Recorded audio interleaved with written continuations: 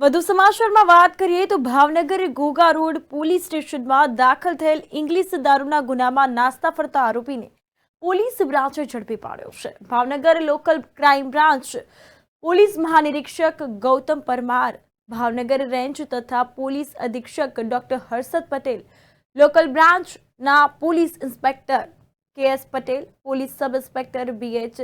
સિંઘ રખિયા તથા પી.બી. જેબલિયા તથા એલસીબીના પોલીસ કર્મચારીઓને નાસ્તા ફરતા આરોપીઓ તથા પાકા કામના કેદીઓ પેરોલ ફ્લો જમ્પ તથા વચગાળાની રજા પરથી હાજર નહીં થયેલ વધુમાં વધુ આરોપી તેમજ કેદીઓને પકડી પાડવામાં આવ્યા છે। તો આ અંતર્ગત ભાવનગર લોકલ ક્રાઇમ બ્રાન્ચ હવે એક્શન મોડમાં આવી ગઈ છે।